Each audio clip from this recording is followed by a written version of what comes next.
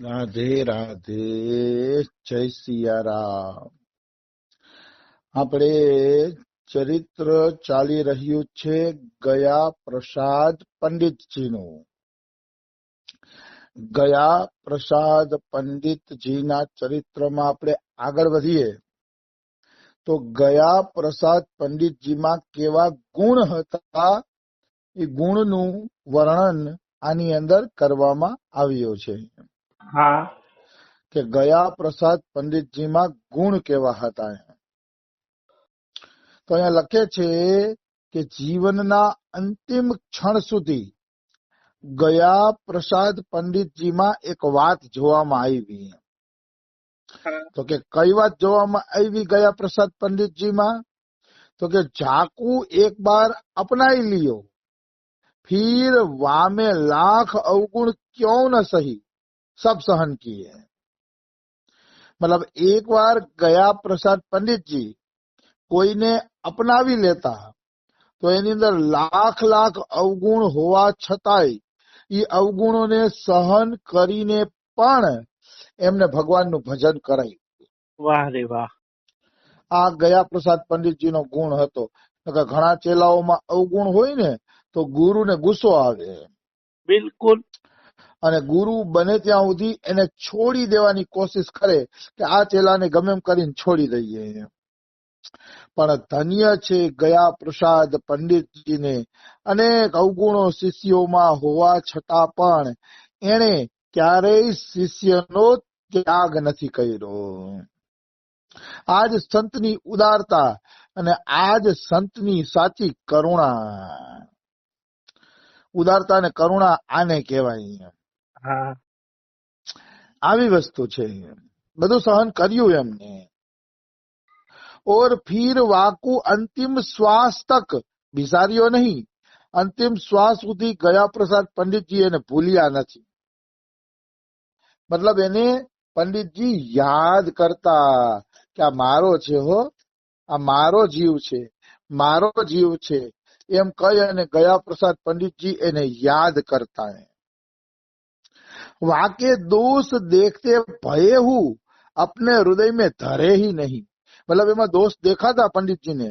પંડિતજીને ખબર હતી કે આ શિષ્યમાં આટલી કમી છે, આટલી કમી છે, ખબર પડતી, પણ એના હૃદયમાં તોય એને એના દોષ ધારણ કર્યા નહીં. હા, એના હૃદયની અંદર એના દોષ જોયા નહીં. ભલે ही लोगन ने वाकी लाख आलोचना ही क्यों ना करी होय, यदि वासो कछु कहनो हूँ चाहियो तो ऐसो ढंग सो कहते कि वाके दोष स्वतः ही दूर भागी जामते हैं. મતલબ વ્રજ ભાષામાં છે કે ઘણા લોકો ગયા પ્રસાદ પંડિતજી પાસે આલોચના કરતા, ફલાણો આવો છે ને ફલાણો આવો છે ને એનામાં આ અવગુણ છે ને એનામાં આ અવગુણ છે ને આલોચના કરતા. પણ ધન્ય છે પંડિતજીને. પંડિતજીએ ક્યારેય કોઈની આલોચના તરફ ધ્યાન આપ્યું નહીં. વાહ. કોઈની આલોચના તરફ ગયા પ્રસાદ પંડિતજીએ ધ્યાન આપ્યું નહીં. એ આલોચના તરફ ધ્યાન ન દેતા, પણ એને એવી રીતે દોષ બતાવતા કે એના દોષ સ્વતઃ દૂર ભાગી જતા. હા, દોષ દેખાડો તમે. તમારા પ્રિયજનોમાં કોઈ અવગુણ હોય તો એને દેખાડો, પણ એવી રીતે દેખાડો કે એના ઈ અવગુણો નીકળી જાય. હા, એના ઈ અવગુણો વધવા માંડે, વધી જાય, એવું ન કરો તમે. કારણ કે કોઈ પણ ના અવગુણ વધે એવું કરવું ને એ એક અપરાધ છે. આપણું ખરેખર સાચું કર્તવ્ય ઈ છે કે બીજાના અવગુણ ઓછા થાય, વધે એવું નહીં કરવાનું. અવગુણ કોઈના વધે એવી આપણે સલાહ આપીએ તો આપણે પણ અપરાધમાં પડીએ છીએ. હા, નિશ્ચિત, એમાં કોઈ એટલે કોઈ શંકા નથી. આવી વસ્તુ છે. તો અવગુણ દેખાડવાની એક કળા છે, રીત છે, એ હું તમને કહું એટલે તમને ખ્યાલ આવે કે રસિક મુરારી કરીને એક સંત થયા હતા. બહુ મોટા મહાપુરુષ થયા છે. ભક્તમાલમાં એનું ચરિત્ર આવે છે રસિક મુરારીજીનું. હા, ઈ રસિક મુરારીજી એક વખત પોતાના આશ્રમમાં ભ્રમણ કરવા નીકળ્યા. કે મારા આશ્રમમાં બધા સાધુ બરોબર રીએ તો છે ને, કોઈ સાધુને કઈ વાંધો તો નથી ને? એ જોવા માટે, એ ભ્રમણ કરવા માટે નીકળાય. તો જોવા ને ભ્રમણ કરવા નીકળ્યા તો એક સાધુ હુકો પીતો હતો. હુકો પીતો હતો ને એક સાધુ, એટલે તરત જ રસિક મુરારીની એના ઉપર નજર ગઈ, સાધુની નજર આના ઉપર ગઈ. હા તો સાધુ સંકોચાઈ ગયો કે અરે રસિક મુરારીએ જોઈ લીધું કે હું તો હુકો પીઉં છું. એટલે એ શરમાણો સાધુ. તો રસિક મુરારીને અપાર કષ્ટ થયું. અપાર કષ્ટ થયું કે મારા કારણે એક સાધુને સંકોચાવું પડ્યું. કે આ હારી વાત નો કહેવાય, આ ઠીક વાત નો કહેવાય કે આપણા કારણે કોઈ સાધુને સંકોચમાં પડવું પડે. એટલે બહુ અફસોસ થયો રસિક મુરારીજીને. અને એનો ઓલા સાધુનો સંકોચ દૂર કરવા રસિક મુરારી એમ બોલવા માંડ્યા કે મારા પેટમાં દુખે છે, મારા પેટમાં દુખે છે, કોઈ પાસે હુકો હોય તો આપો, હુકો હોય તો આપો, તો હું 2 દમ મારું ને તો મારા પેટમાં મટી જાય. હવે ઓલો હુકાવાળો પ્રસન્ન થઈ ગયો. હા હવે હુકાવાળો આનંદમાં આવી ગયો. અરે આ તો મારા હુકાની અહીંયા જરૂર પડી ગઈ. તે હુકાવાળો ખૂબ જ આનંદમાં આવી ગયો, ખૂબ જ પ્રસન્ન થઈ ગયો એમ કે આ તો મારા હુકાની અહીંયા જરૂર પડી ગઈ. એ તો દોડતો દોડતો હુકો લઈ આવ્યો. હા પછી રસિક મુરારીએ ખોટે ખોટા દમ માર્યા હુકાના દમ મારીને ઓલાનો સંકોચ દૂર કર્યો એમ. હા પછી સંકોચ દૂર કરીને પછી કીધું કે ભાઈ હુકો પીવો જોઈએ નહીં, આ સ્વાસ્થ્ય માટે હાનિકારક છે. એટલે બને ત્યાં સુધી તમે હવે કે હુકો પીતા નહીં એમ કહીને પ્રેમથી હુકો છોડાવ્યો હોય. પેલા એનો સંકોચ દૂર કર્યો, પછી આનું નામ અવગુણ દૂર કરો. હા એ તારામાં અવગુણ છે, દૂર કરી નાખજે કે ભગવાન નહીં મળે એમ વઢો તો કોઈ તમારી પ્રત્યે પ્રેમ ન રાખે. હા બિલકુલ. અવગુણો બધાયમાં હોય, બોલવા વાળામાં હોય. તો બોલવા વાળાને કયો અધિકાર છે કે સામેવાળાનું મોઢું તોડી લે? એ અધિકાર છે નહીં વાસ્તવમાં, અને એ અધિકાર કોઈને આપવામાં આવ્યો નથી. આવી વસ્તુ છે. તો ગયા પ્રસાદ પંડિતજી એવી રીતે દોષ કહેતા, પ્રેમપૂર્વક દોષ કહેતા કે સ્વતઃ એમના બધા દોષો દૂર થઈ જતા. ચાસો પ્રારંભ કરવાઈ દિયો, વાહીસો અંત તક કરવામ તે રહે. કોઈ સેવાનું કાર્ય હોય અને કોઈને સેવા કીધી હોય પંડિતજીએ, તો અંત સુધી એની પાસે એ સેવા કરાવી પંડિતજીએ. અંત સુધી એમ વચ્ચે કઈક એની સેવામાં ખાંચો આવતો, તકલીફ આવતી ને તો એની પાસે જ એ સેવા કરાવતા ગયા પ્રસાદ પંડિતજી. હા એને બદલતા નહીં અને ઈ વ્યક્તિને એને ક્યારેય પરાયો કર્યો નહીં. હા जीवन भर आपको एक ही रसोईया, एक ही नाव, एक ही कुमार, एक ही साग वारो, एक ही फूल माला वारो, सब एक ही रहे.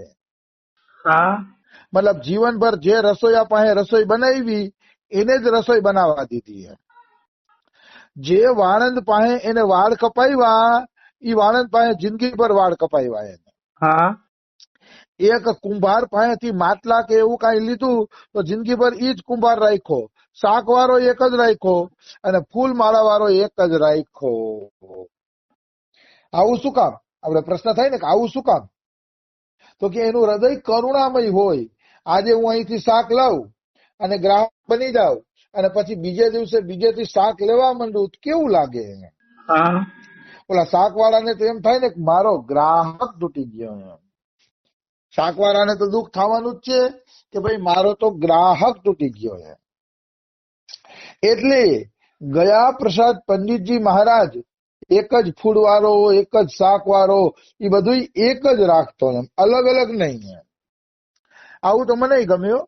જ્યાં સુધી મારે વાણંદ ને એક હોય ને, હું એ રીતે જ કરું. પછી આમ બહુ એમ થાય કે આ ક્ષેત્રે છે ને હવે નથી આનો સ્વભાવ સારો, તો બદલાવું અલગ વાત છે.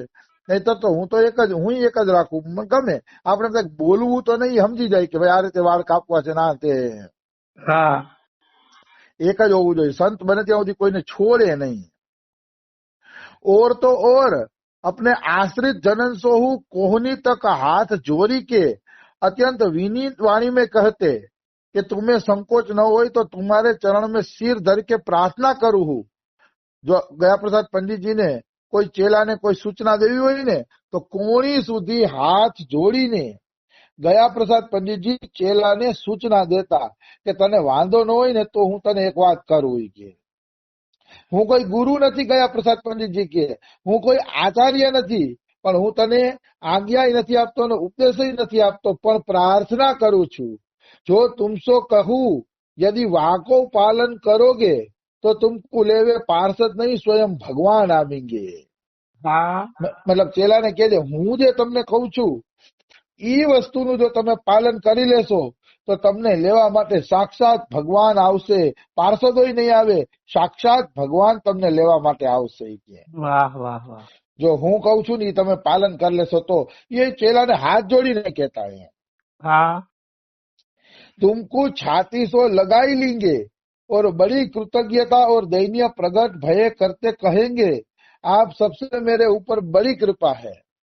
मतलब भगवान पोते आवशे, आवीने तमने भेटी लेशे, छातीए लगावशे અને એમ કહેશે તું તો મારો પ્યારો ભક્ત છો, બસ તમે છે ને મારી આટલી વાત માની લ્યો।